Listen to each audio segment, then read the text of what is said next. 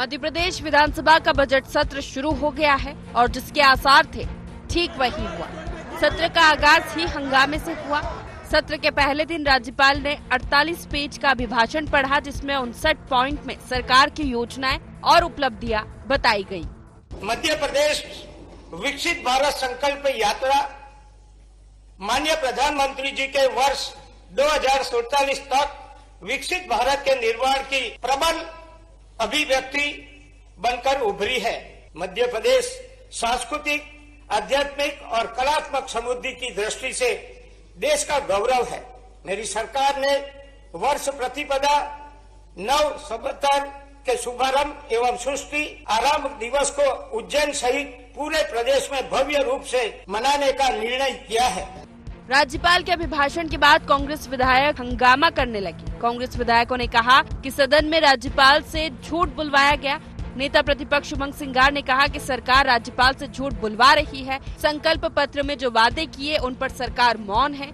महिलाओं, किसानों, युवाओं से किए गए वादों पर सरकार का ध्यान नहीं है। देखिए, बात साफ है, राज्यपाल जी से झूठ बुलवाया जा रहा था और हम झूठ सुनने के लिए सदन में नहीं आए, जनता की आवाज बुलंद करने के लिए आए। युवाओं को ठगा गया है, किसानों को ठगा गया है, लाडलियों को ठगा गया है, बहनों को ठगा गया है और ये लाडली बहनों के साथ किसान, लाडली, बेरोजगार धोखे की ये सरकार है, इसलिए आज हमने वॉकआउट करा है। राज्यपाल का अभिभाषण सरकार का प्रतिबिंब होता है। अगर गलत जानकारी प्रदेश को दे तो कांग्रेस पार्टी कभी बर्दाश्त नहीं करेगी। संकल्प पत्र में जो प्रमुख मुद्दे थे भारतीय जनता पार्टी के, चाहे धान खरीदी को लेके 3100 रुपए में, सरकार ने अभी तक नीति तय नहीं करी। सरकार ने संकल्प पत्र में कहा था कि हम 2700 में गेहूं खरीदेंगे। आज किसान की फसल तैयार खड़ी है, उस फसल को खरीदने वाला कोई नहीं है। राज्यपाल के अभिभाषण में आश्वासन नहीं कर सकते। आप जब कैबिनेट करते हो तो आपको उस कैबिनेट के अंदर इन किसानों के बारे में बात करनी थी, ना कि आपको उज्जैन के अंदर बड़े बड़े फेयर की बात करनी थी।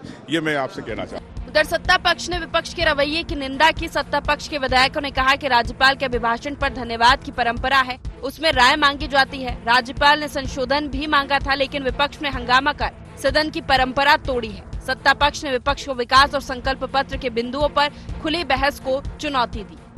परंपरा है, उस परंपरा में लोग अपनी राय व्यक्त कर सकते हैं और विधानसभा अध्यक्ष ने बाकायदा कहा है कि शाम 7 बजे तक किसी को कोई संशोधन देना है तो वो दे सकते हैं। उसके बाद अगर कोई बाहर टिप्पणी करना है तो मुझे लगता है ये ठीक नहीं। राज्यपाल महोदय का अभिभाषण ये सरकार के कामकाज का आईना है और अगर उस पर कोई बात उनको कहना है तो उसके लिए स्थान निर्धारित है, सदन में समय निर्धारित है, आप अपनी बात कर सकते हैं। एक तरीके से उनकी संस्कृति का हिस्सा है। वे जानते हैं कि चर्चा में वे कुछ भी नहीं कह पाएंगे। सरकार की योजनाएं इतनी प्रभावी और नीचे तक उतर चुकी हैं कि इनकी आवाज का कोई मायने नहीं है।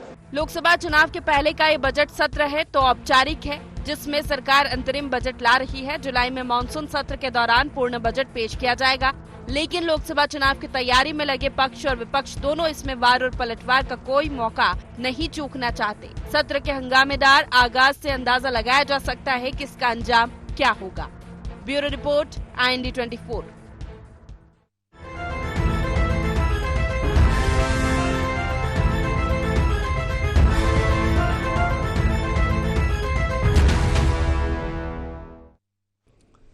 नमस्कार, IND एजेंडा हंगामा क्यों बरपा में आपका स्वागत है। मैं हूं आपके साथ नवीन पुरोहित। चर्चा को विस्तार देंगे, उसके पहले IND एजेंडा के मुख्य बिंदुओं की तरफ एक निगाह डालते हैं। बजट सत्र के पहले दिन ही क्यों भड़क गया विपक्ष। बजट सत्र का आगाज ऐसा तो फिर कैसा होगा अंजाम। राज्यपाल के अभिभाषण में कांग्रेस को दिखा कौन सा झूठ। क्या सत्ता पक्ष की बहस की चुनौती को स्वीकार करेगा विपक्ष। नमस्कार, इन्हीं सवालों के साथ चर्चा में आप सबका पुनः स्वागत है। बजट सत्र का आगाज बहुत ही तीखे अंदाज में हुआ और राज्यपाल के अभिभाषण के बाद विपक्ष पूरी तरह से नाराज नजर आया। उसने राज्यपाल के अभिभाषण के विषय में कहा कि यह सरकार का विजन डॉक्यूमेंट होता है और इसमें सरकार ने राज्यपाल महोदय के माध्यम से प्रदेश की जनता के सामने झूठ ही झूठ परोसा है। कुल मिलाकर इस पूरे मामले पर विपक्ष नाराज नजर आया और विपक्ष असंतुष्ट नजर आया। वहीं सत्ता पक्ष का कहना था कि विपक्ष सदन की रीति नीति से वाकिफ नहीं है। राज्यपाल के अभिभाषण पर धन्यवाद ज्ञापित करके उसके बाद उस पर चर्चा की जा सकती थी, लेकिन अनावश्यक उग्रता दिखाकर विपक्ष सार्थक चर्चा से बचना चाहता है। तो इसी मुद्दे पर करेंगे चर्चा। रमेश शर्मा जी वरिष्ठ पत्रकार हमारे साथ हैं, सुरेश राजे जी विधायक मध्य प्रदेश कांग्रेस के हमारे साथ हैं, राम दंगोरी जी पूर्व विधायक मध्य प्रदेश भारतीय जनता पार्टी के हमारे साथ हैं। आप समस्त महानुभावों का बहुत बहुत स्वागत है और सीधा रुख कर लेता हूं मैं।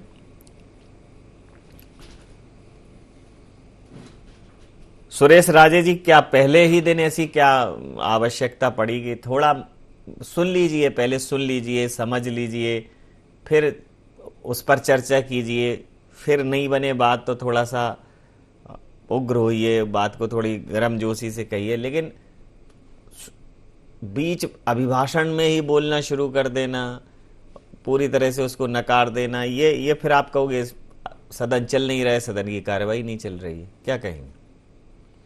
नहीं पुरोहित जी, सबसे पहले तो जो हरदा में जितना बड़ा हादसा हुआ जी, उन सब के प्रति मैं अपनी संवेदना व्यक्त करता हूं।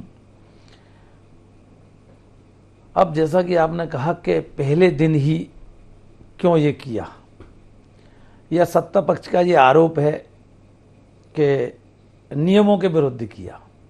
आप पूरी सदन की कार्रवाई के दौरान मैं मौजूद था। माननीय राज्यपाल महोदय का अभिभाषण चल रहा था। पूरे सदन में सभी विधायक, हमारे सभी विधायक साथी, हमारे नेता प्रतिपक्ष, सब उनकी बात को ध्यानपूर्वक सुन रहे थे। लेकिन हद तब हो गई, जो वचन पत्र भारतीय जनता पार्टी ने दिया, हमने नहीं दिया, जो भारतीय जनता पार्टी ने वचन पत्र दिया, अरे भाई उसमें से तो कुछ बोलो, उस पर कुछ नहीं बोल रहे और सारा का सारा झूठ बुलवा रहे हैं राज्यपाल महोदय से। तो पुरोहित जी, अगर इस पे सारा का सारा अगर हम सुनते ही रहेंगे, आखिरकार सदन में हम गए हैं, तो अपनी समय आने पे भी अगर बात नहीं रखेंगे और समय निकल जाने पे बात रखेंगे, सदन का जो विषय है, चर्चा का जो विषय है, चर्चा करेंगे, सार्थक चर्चा करेंगे और हम अपनी बात रखेंगे। सरकार ने जो लिख कर दिया, राज्यपाल महोदय ने पढ़ा, लेकिन हमारा ये कहना है कि जो मुख्य चीजें थी, भाई आपने वचन पत्र में दिया कि हम लाडली बहना को मकान देंगे, उनके फार्म भरवा दिए चुनाव के दिन पहले। एक एक गांव जाके लाडली बहना ढूंढ के फार्म भरवा रहे हो, उसका जिक्र नहीं है। 450 में सिलेंडर लाडली बहना और उनको देंगे, उसका कोई जिक्र नहीं है। वोट बटोरने की खातिर हमने ये सीधी रिश्वत थी उस समय, 1000 से 1250 और उसमें लिखा 3000 तक देंगे। और तो और हद जब पार हुई, वोटिंग के 2-4 दिन पहले तक बात आई तमाम व्हाट्सएप और उसके माध्यम से कि 3000 नहीं 1 लाख तक देंगे। भाई इनका जिक्र कहां है? किसान को 24 घंटे बिजली देंगे, इसकी कोई चर्चा नहीं है। तो ऐसे समय में जब आप टोटल झूठ परोस रहे हो और हम सब मूक दर्शक बन के उसको देखते रहे, ये हमारा दायित्व नहीं है। सरकार क्या कर रही है, सदन के अंदर क्या बुलवा रही है, उस पर तो क्रिया प्रतिक्रिया देना पड़ेगी। आप देख लो, पूरा का पूरा हमने सम्माननीय राज्यपाल महोदय का अभिभाषण पूरी उससे सुना है। हमने अपनी जो क्रिया प्रतिक्रिया दी है वो बिल्कुल उस समय दी है जब हमें लगा कि अब राज्यपाल महोदय ये पूरा भाषण न पढ़कर इसको समाप्ति की ओर ले जा रहे हैं। जी, राम दांगोरे जी, सरकार जो है, जो उसने वचन पत्र दिया था उसका तो कहीं जिक्र अभिभाषण में था नहीं। अभिभाषण में तो तमाम वो बातें बोली जा रही थी जो सरकार ने अपने वचन में कहीं नहीं। कुल मिलाकर कांग्रेस का आरोप यह है कि जो राज्यपाल का अभिभाषण था, राज्यपाल महोदय के माध्यम से सरकार ने जनता के सामने झूठ परोसा है, क्या कहें? सर्वप्रथम मैं भी हरदा में जो घटना हुई है उस पर दुख व्यक्त करता हूं और आदरणीय राजेश जी मेरी उम्र जितने अनुभवी नेता है, सदन में महामहिम राज्यपाल महोदय अपना अभिभाषण प्रस्तुत कर रहे हैं। ये महामहिम जी को अपना भाषण तक पूरा करने नहीं दे रहे हैं। इनमें ना कोई सदाचार है, न इनमें कोई आचार है, न इनमें कोई विचार है। अब ये घोषणाओं की बात कर रहे हैं। भारतीय जनता पार्टी ने अपनी घोषणा उस हद तक करी है जहां तक ये कांग्रेसी सोचते भी नहीं है, और जहां से इनकी सोच चालू होती है वहां से भारतीय जनता पार्टी काम करना चालू करती है। हमारी पहली घोषणा थी, और आज की नहीं 40 साल पुरानी गिना रहा हूं मैं आपको, उससे भी पहले की, राम मंदिर की। देरी हुई लेकिन राम मंदिर बना, तारीख भी बताई, स्थान भी बताया और प्राण प्रतिष्ठा भी करी। और ये जो घोषणाएं हुई है, ये घोषणाओं को भी हम पूरा करेंगे। अब राजेश जी, इनकी आपकी सरकार, आपकी पार्टी जो है चाहती है कांग्रेस पार्टी की शादी होते ही माता पिता बन जाए नवदंपति, तो ऐसा संभव नहीं है। हर एक्टिविटी के लिए थोड़ा समय लगता है। ऐसे ही हम लोगों को जो है समय लगेगा और हम हमारी घोषणाएं पूरी करेंगे। और अगर यही बात मैं आपको याद दिलाऊं तो 2018 में आपकी सरकार बनी थी। आपके राहुल गांधी, आपके राजकुमार, आपके युवराज ने कहा था 1 2 3 10 तक गिना और कहा 10 दिन में कर्जा माफ नहीं हुआ तो मुख्यमंत्री बदल देंगे, और 10 दिन में कोई कर्जा माफ नहीं हुआ। और ये जो 27 लाख किसानों की आप सूची लेकर के घूम रहे हो, अगर आप उसको गौर से देखोगे तो किसी का 100 रुपए माफ हुआ, किसी का 50 रुपए माफ हुआ, किसी का 500, किसी का 1000। ये राजेश जी, आपको एक नाम बता दीजिए जिसको आपने 2 लाख रुपए दिए हो। ये थी आपकी घोषणा। आपने किसानों को डिफाल्टर कर दिया उल्टा।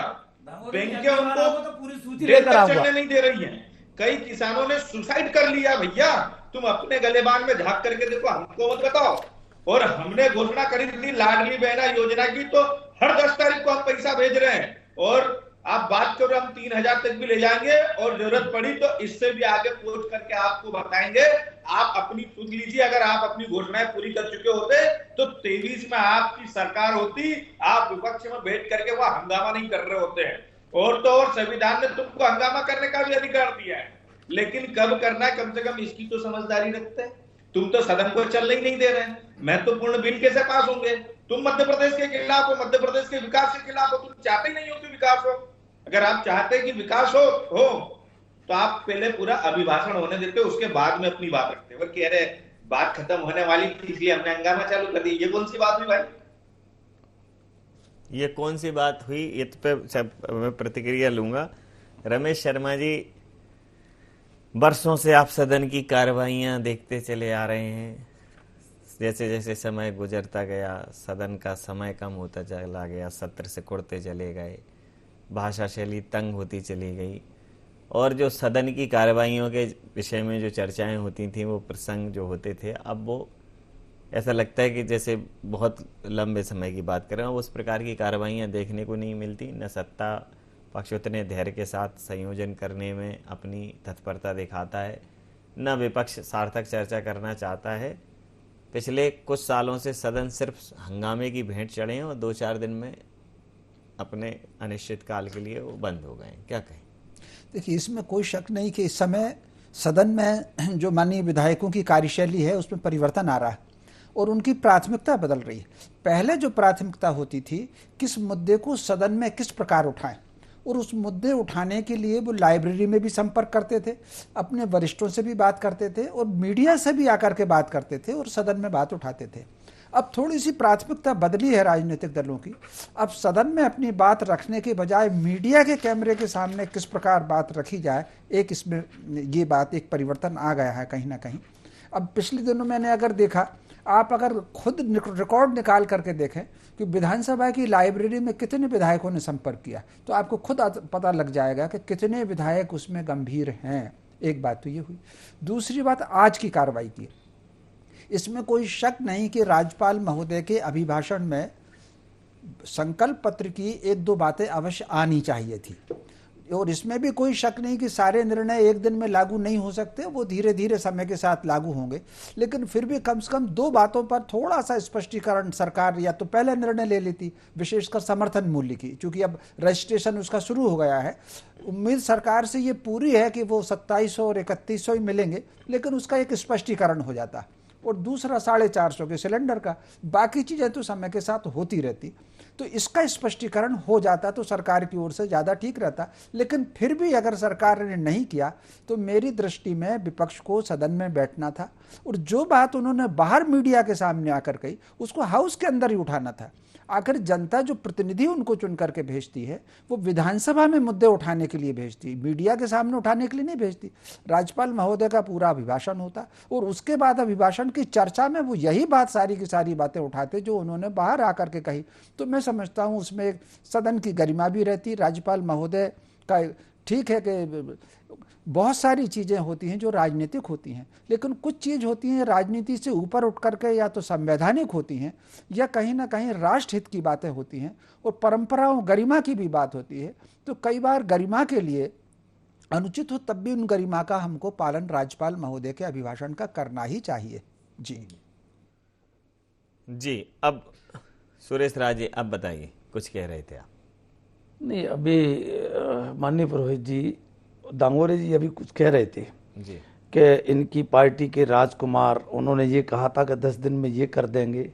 हमने मानी, हमारे नेता ने जो कहा 10 दिन में कर देंगे। हम 10 दिन में नहीं कर पाए, 6 महीने में कर पाए, साल भर में कर पाए, हम मानते हैं, लेकिन हमने कर्जा माफ किया। दांगोरे जी ने कहा, दांगोरे जी मेरी बात सुन ले, हमको भी समय लगेगा ना, मैंने कहा ना मेरी बात सुन ले। मेरा ये कहना है कि आपने कहा कि उन्होंने ये कहा, राजकुमार इंगित किया। हम वर्तमान में अब उनको सोमैन कहें क्या कहें, मैं ज्यादा कुछ तो नहीं कहूंगा, लेकिन इतना जरूर कहूंगा कि आपके 15 लाख का क्या हुआ, आपके काले धन का क्या हुआ। हमारे नेता ने जो कहा वो तो करके दिखाया। क्या आपके नेता ने जो कहा, जिसके नाम पर आप पूरे देश में ये कुछ और करने की बजाय सिर्फ वही चला रहे हो कि ये किया ये किया। अभी आपने बड़ा अच्छा प्रश्न छेड़ दिया, मैं उस पर जाना नहीं चाहता था कि राम मंदिर वहीं बनाएंगे, तारीख नहीं बताएंगे। बहुत अच्छा, धन्यवाद। राम मंदिर बनाया, दांगोरी जरा जानकारी ले लो, राम मंदिर कहां बनाया है, किस जगह बनाया है, क्या वो गुम्बद ढांचा ढाया है वहां राम मंदिर बना है? नहीं, राम मंदिर वहां बना है दांगोरे जी, राम मंदिर वहां बनाया है जो कोर्ट ने कांग्रेस के जमे में जमीन अधिकृत करके दी थी। मंदिर वहां बनाया है और ये मंदिर के नाम पर आप कब तक देश को गुमराह करोगे? बहुत बहुत बधाई, धन्यवाद, आपने मंदिर बनाया। हम तो कहते हैं और कुछ करो ही मत, आप तो एक काम करो, सारा काम धाम छोड़ के किसी कांग्रेसी नहीं, आप तो मंदिर की पूजा पाठ में ही लग जाओ। दांगोरे जी, मुझे नहीं लगता जी, मैं इतनी कह सकता हूं, आप भी दर्शन करके आइएगा। मैं आपसे ज्यादा पूजा पाठ करता हूं, लेकिन पूजा पाठ मेरी आस्था का विषय है।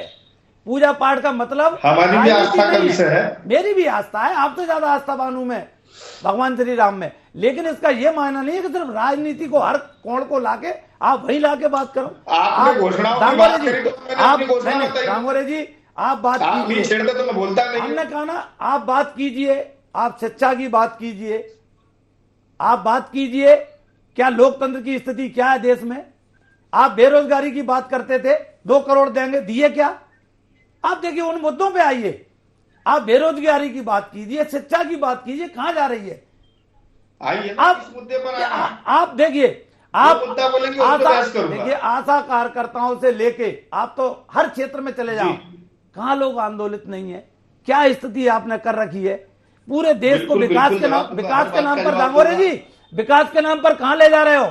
जो आजादी के बाद से जो पूंजी कांग्रेस सरकारों ने बचा के रखी थी, संजय के रखी थी, और विपरीत परिस्थितियों में युद्ध होते हुए भी कभी जमीन और जायदादों को बेच के देश नहीं चलाया। क्या कर रही हैं आपकी सरकारें? आप जरा इसका जवाब दीजिए। बस स्टैंड आप बेच रहे हो, रेस्ट हाउस आप बेच रहे हो। आप बताओ तो आखिर कौन सी आफत देश पे आन पड़ी है जो आप संपत्ति बेच बेच के सरकारें चला रहे हो? आप बताओ ना, इस पर भी ना बोले। चर्चा करनी है तो इस पर करो दांगोरी, चर्चा करनी है अगर आप तो इस पर करो। चलिए प्रतिक्रिया ले लेता हूं। दांगोरी जी, इन सब बातों का जवाब दीजिए। जवाब इस बात का है कि जो वचन पत्र में आपने कहा था कुछ तो शामिल करते अभिभाषण में, जरूरी नहीं है कि उनको पूरा करते, लेकिन उनका अभिभाषण में शामिल ना होना राज्यपाल महोदय के उद्बोधन में उन बातों का जिक्र ना होना कहीं ना कहीं संशय पैदा करता है कि वो चीजें होंगी भी या नहीं होंगी। जी जी जी, मैं ये कहना चाहता हूं पहले तो इन्होंने रामलला की बात करी जी, तो टोटल प्राइमेसेस पहले देख लीजिए कि रामलला का जो प्राइमेसेस है वो लगभग 1.5 एकड़ के अंदर अंदर है। अब उस प्राइमेसेस में जब मंदिर बन रहा है तो जगह से छोड़ने का सवाल ही नहीं उठता। दूसरा, इन्होंने खुद कबूल कर ली कि हमको 6 महीने लगे। अब 6 महीने अगर लगे तो हमको समय नहीं लग सकता? नहीं, आपने कहा इन्हीं को किए ही समय नहीं। लगेगा क्या? बस दांगोरे जी, आपने ये कहा एक भी नहीं किया, मैंने उसका जवाब दिया। आपने कहा एक भी नहीं किया। मैं अगली बार पूरी लिस्ट लेकर आऊंगा कि कितने लोगों का कर्जा माफ हुआ। जी जी, वो लिस्ट लेकर के आइए आप।